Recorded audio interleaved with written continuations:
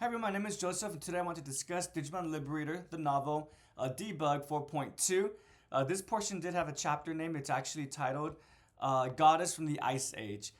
So this chapter was actually, I think, correct me if I'm wrong, this is the first chapter that we have where the main character is in a battle with another named character, even if it is a minor character, Reina. So Suzanne versus Reina, and it actually concludes in one chapter. The last chapter, 5.1, if they need a reminder, it begins with an introduction to Frigimon and Suzanne. Excuse me, I keep calling her Suzanne, I don't know why. Susan. Let me start over with Frigimon and Susan. And they are on a mission to find, forgive me for mispronouncing his name, but Bokomon, who was the Digimon that Shoto actually battled against in the first chapter, who was possessing the NPC, thus causing the NPC to go rogue. And the chapter ends with Susan in a battle, challenging Reina, who's working with Demi Picomon. Not Demi Pico. Is it Demi Picomon? Demi Devimon. Excuse me. So that's how it ends, and it picks up exactly where it left off. In fact, it literally right where it left off. It ends the first part with Susan saying, "If I win, you'll go ahead and give me the information I want from you." I think she also says like we'll have tea time or something like that. And if you win, the child Reina, I'll give you the card. And then this part begins with essentially Reina's reaction. Essentially, well, actually, since I'm right here, let me quickly look at it. So it was T. This part literally begins with T. Ask the puzzle Reina, make of that what you will, said Susan. What I mean is, if I win, I want a few moments of your time. So as I said, this chapter was quite quick. I'm going to say quick just because usually I was getting used to the whole format of introductions, and through the halfway point of the chapter, the battle begins, and then at the end of that, the protagonist is kind of left in a unsavory position, and we find out in the next chapter how that unsavory position was actually either part of the plan or the protagonist, be it Shoto or Raiza, was able to turn things around and make things go back in their favor. With all that being said, it may sound like I was a little bit, it may sound like I'm a bit irritated at the fact that this was only one chapter, the battle, but actually I had to give a lot of props to the writers. I think maybe they were aware that the reader might be becoming a bit bogged down, maybe not feeling burnt out from the battles, but just feeling like, this is obviously a pattern, a formula, as I just stated. Introductions, discussion, halfway through, battle begins, chapter ends with the middle of the battle in a unsavory status, and then the next chapter begins with everything continuing forward from that battle, right? This time I really appreciated how the chapter begins with a discussion. The previous one ends with the battle about to start. And in this one, I thought for sure they'll be right in the middle of the battle, but I do like how there was a bit of dialogue before the actual fight started. With that being said, the fight itself was quite quick, but I don't think it was quick, not in a bad way. I think it was efficient. There we go. The battle was quite efficient. It didn't feel like the writers just wanted to go, oh, we need to get this out of the way, just to allow Susan to get this information and continue moving forward. Since Reina is a named character, I'm curious if she's going to come back in the future. Essentially, what we discover from Reina is the fact that, I have the quotes. Go ahead and start reading from the quotes. For today, I have 5 quotes I want to look at. So the first quote, what's the matter, Frigimon, said Susan. You're kind of ruining the moment. You're kind of ruining the moment. I just had a word with our new guest. By guest, you mean the Bokomon we just secured. Yes, that's right. It wants to try fighting alongside you. Oh my. Okay. A look of slight surprise appeared on Susan's face. Her mission was to secure and protect the Bokomon, but from its point of view, it must have seemed more like suddenly being tied up or kidnapped. If it wanted to fight alongside her, that could only mean one. If it wanted to fight alongside her, that could only mean one thing. You mean to say it's testing me? Asked Susan. Maybe, said Frigimon, but that's hardly going to get your nerves up, is it? Maybe not. That's absolutely true, declared Susan. Oh, good, said a relieved Frigimon. I thought you'd say that too, so I went ahead and added Bokomon to your deck. Your deck list has changed a bit. Hope you're okay with that. At least you told me in advance, I guess, said Susan, as she laid out her security stack, all while trying to rapidly recall the details of Bokomon's card. Pardon me. So, this quote, I think, is quite telling of Suzanne's characterization. Again, the fact that Frigimon is able to do this change to her deck without first confirming with Susan. For me as a reader, that tells me that that there's trust between one another. Frigimon more than likely is aware of Susan's reaction, thus he wants to make sure everything's prepared because they're about to get into a fight. So get all the quote-unquote busy work out of the way, then after that do the trivial work, which is getting permission. And since essentially Susan says, yes, it's fine, thank you for letting me know in advance, she's good to go, right? That might seem a little bit pushy at first, but I think, again, it's quite telling of the relationship between Digimon and Susan. They essentially trust one another, and not just trust one another, but they're aware about each other's personalities too. In addition to this, give me a quick second. Doo-doo-doo. I also like because I think this does show Suzanne's sympathetic nature and her empathy as well. The fact that she could just deny this Digimon's a request to fight with her. She could have just wanted to focus on the mission. This fight with Reina, I would argue, was probably quite out of the blue and quite sudden for Susan. Yet Susan is not able. She's not only able to adapt to the new situation with Reina, and this the fact that she's aware about this rogue NPC, the fact that she's on a mission on her own to capture this rogue NPC, but Susan is also able to counter this request. Not counter. This sounds negative, but be receptive to the request that Pokemon has. I feel like I'm not saying that correctly. I'm just gonna say Pokemon. but yeah. So hopefully that makes sense to me. This quote highlights two components of Suzanne and Digimon. The first one is specifically about the relationship between Susan and Digimon, and the next component is just about Susan as an individual, how she's able to both adapt but also demonstrate a lot of empathy as well. And also the fact that she's obviously a learned individual. The last line, at least you told me in advance, I guess, it's Susan, as she laid out her security stack, all while trying to rapidly recall the details of Pokemon's card. So again, being told information and not only being able to adapt, but also adapting and making sure that one has the correct information to utilize in one's strategization. So yeah, again, I think this is a great quote that adds a lot of characterization and supports the relationship between Digimon and Susan. And now, since my Meramon was deleted, that activates Botamon's effect. So please trash one of your security cards. All turns, once per turn, when another Digimon are deleted, trash your opponent's top security attack. That's a description of the card. Botamon also aimed to attack that Susan, so 2 layers of her security went up in flames. Security check, nothing happens. Take that. I cut right through 2 of your security cards like they were butter. Well, if you peer into the abyss, that's what you should expect. Reina flashed a devilish, toothy grin. And we don't have the time to be.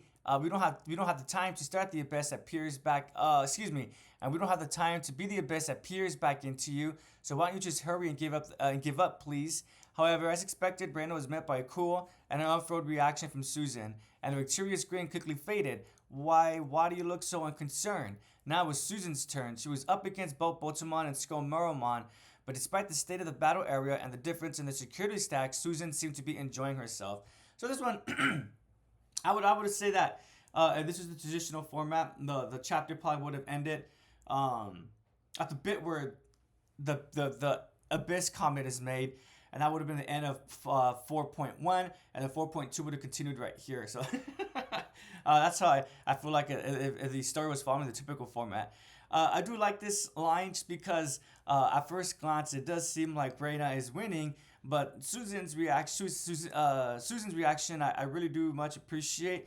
She's very much reminded me of Shoto, and actually of most of the protagonists so far, of how they should be looking like they're scared. They should be looking like they're nervous, but they're not. They're not because they're prepared. They're prepared either because they have a plan that's about to go into effect, nor they're prepared just because they're confident in their abilities and they're sure of themselves that as the game continues, they'll be able to develop a strategy to get themselves out of the current situation that they're in. So what I'm really liking so far is that all the protagonists from both the comic section and the novel section, they all seem to have a lot of agency, and they all seem to be quite sure of themselves. And I think that's really cool just because since Digimon's been on for so long, I would argue it's really done that character where they're unsure about themselves, they're a little bit nervous, and not sure about what kind of capabilities that they have in regards to their partner, in regards to fighting with their partner. And I guess that would make sense because in this iteration of Digimon, this is a group of people who obviously have skills and knowledge about working the card game, but also working in this VR version of the card game within Lacuna. So I guess it makes a lot of sense why their attitudes are the way that it is. And I really appreciate that. I think it's really cool, and it makes a story unique compared to other stories. 'Cause I think even Iggy, although he was confident, sometimes he would second guess himself because of the fact that he wasn't a formally trained hacker, not in the way that Leon was. So it's a small line, but I really like Susan's reaction the way that she could have just been a little bit nervous, but she's not nervous at all, despite of her excuse me, despite of her situation where she's not letting it get her down.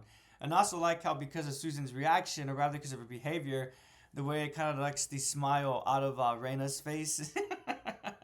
I think that's really cool too. Let me see.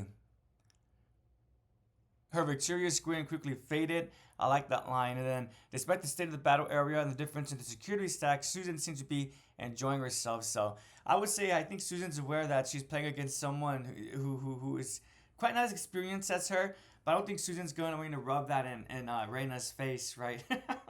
So they're enjoying herself. I don't think this is much of a strenuous situation for Susan. Dare I say it's a little bit of a cakewalk.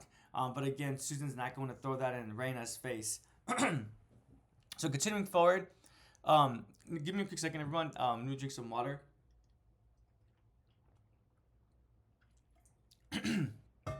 Oops! I thank everyone for their patience. Oh no! Dang it! It's fine. I just put my bottle on top of something, an item. Anywho, the change of weather is really affecting. It was making my lips parched, so that's why I was sounding a little bit dry. So continuing forward, Reina's Nightmare Soldier deck relied on a single powerful trump card surrounded by other Digimon without Digivolution cards. Susan's deck was a good match for it since her destructive effects depended on the opponent having few Digivolution cards. But still, if she chose the wrong time to attack, she would swiftly be overwhelmed by her opponent's numbers. That's why Susan let Reina cut down Polar Bearmon. Other things, she was controlling the pace of the battle. Then she digivolved Piedmon Ace into Bobotamon. She could use her Hex Bluemon to cause an overflow. That had been Susan's plan. You pretended to be surprised, but in actual fact, you predicted everything, including that I used an Ace card. Teehee, was I convincing? Sorry. Teehee, was I convincing? Susan touched her hand to the corner of her mouth and giggled. Surely now Reina understood her strength. Sweat dripped down the girl's temple. So everything I just explained in the previous quote, I think it's just reinforced with this quote as well. This is literally the next line after the previous one. And I think it's just good showing versus telling. Showing in that telling in that the story could have just easily said Susan was prepared and she's good to go. But I think the showing is being done well here, in that it's not feeling like it's wasting her time. It's giving us the opportunity to see Susan's perspective, and to have an explanation coming from Susan. I think they did a good job of incorporating that into the story. So again, good showing versus telling. And even if it is a little bit redundant, because I feel like if you're reading the story, the reader is able to extrapolate from the details. The reason why Susan is, as stated previously, despite the state of the battle, the difference in security stacks, Susan seems to be enjoying herself. Why is she enjoying herself? Because she was able to predict what was coming along. She had a plan, a counter plan for Reina's little strategy. So again, this line definitely reinforces the previous one, and it doesn't feel redundant. I do like the writing. I like the interaction that's being done between these two characters, between Reina and Susan. So I like the fact that now Reina's her confidence. She's starting to realize she's in over her head, essentially. Sweat dripped down the girl's temple. She went from being a loudmouth individual who was quite confident about themselves to having a very happy grin on her face because she thought she was going to be winning in this card battle, and now she's realizing her situation and she's starting to reflect it with these sweats dripping down her temple. So I do like the essentially Susan was very much neutral throughout the battle, but I'm sure from Reina's perspective, she probably thought that Susan was at first nervous. After the last attack with the Piedmon Ace, she was even more nervous, trepidatious, maybe cautious. But now she's realizing it was all just a ploy. I mean, even Susan says right there, Teehee, was I convincing, right? So I just really like this. Essentially, Susan's playing with her victim, but at the same time, she's also not shoving it in her victim's face, right? She's having fun with her victim, who is obviously inexperienced, but again, because of Susan's empathy, she's not going to completely just run circles around her. She's going to allow her to think that there might be a chance, but then make her see that that chance was never actually there. So the next quotes are from after the battle. So that's everything I know, miss. Thank you, Reina. Susan had won the battle, but the information she received from Reina was not welcome news. One day, she had received a message about a special quest with a very handsome reward attached. She had some small doubts, but believed it because it looked like a genuine message from the admin team. The quest contents described stray Digimon wandering around Lacuna that needed to be captured, as if it was just some kind of story event. I'm sorry, I don't think this will help you much, miss. In response to the panic in Reina's voice, Susan allowed her serious expression to soften into a warm smile. No, Reina, that's not the case. In fact, your honesty has been very helpful. So, I love how, again, it's all about perspective from Reina's point of view. Um, Again, from her point of view, from the battle, when it first starts, she truly believes she has a chance. As the battle continues, Reina realizes that that chance was never really truly there.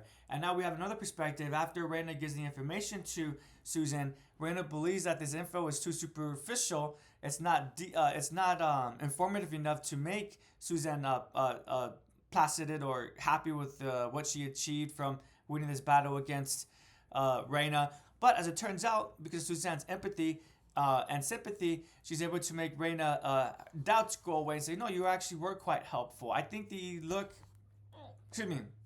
I think the expression that was on Susan's face as Reina was explaining the situation, that was not towards Reina at all, but rather Susan was just becoming concerned about the fact that, well, who is this individual sending out supposed story quests to random people, random players, not just random players, but young random players. I would argue, is there significance to the fact that Reina is so young? It could be that this person doesn't want questions to be asked. And even Reina states that it did look a little bit suspicious, but she decided it must be real because it must be coming from the admin team. Someone who was older, they might start questioning what's going on. They might start asking their friends and buddies about have you also, I said that kind of weird, excuse me. Have you also received this invitation, this story, this unique story event? And so whoever's doing this, their cover might be blown because they work with older individuals. They're just going to ask too many questions. So it might be a reason, and I hope though they being the writers, they come back to this. That maybe they're using young players on purpose because of the fact that they won't be asking too many questions. It's just going to go ahead and go along with it. So again, I think this quote, although small, does a lot for Susan's characterization in terms of emotion, the emotional point of view, and how she's able to pinpoint that Reina is a little bit upset because she feels like she's now essentially letting down Susan with this useless information. But in fact, for Susan, it was actually quite useful, and she was reacting towards the information itself, not towards the quality of the information. So hopefully that makes sense. And so again, I like how it ends. No, Reina, that's not the case. In fact, your honesty has been very helpful. And also, like, there's a little bit of panic in Reina's voice. So again, emphasizing that she is just a young individual who's in over her head. And the last quote that I have is also coincidentally the way that the chapter ends. Susan thanked Yuki and they said their goodbyes. She watched the smiling girl as she departed with a hint of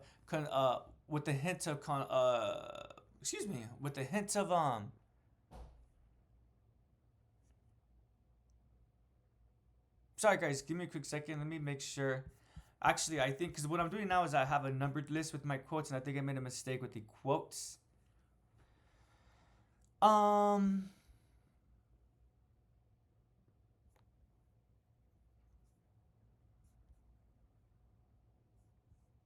Susan thanked. Let me put this.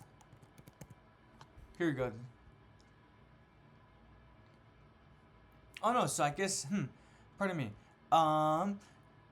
Susan thanked Yuki and they said their goodbyes. She watched the spawning girl as she departed with a hint of concentration. Maybe this is just a word that I've never seen before. Give me a quick second. Oh yeah. Interesting. Consternation is actually a word I've never really seen before in the past. Consternation. So pardon me for mispronouncing that. It's feelings of anxiety or dismay. How did I not notice that word before? Anywho, let me go back to the quotes. I read the wrong one. It was conversation. There we go. Concentration on her face. Fujimon spoke to her from her D storage. Susan, that was, yes, it was a bit. I can't say I approve of you confiding in an innocent girl like Yuki.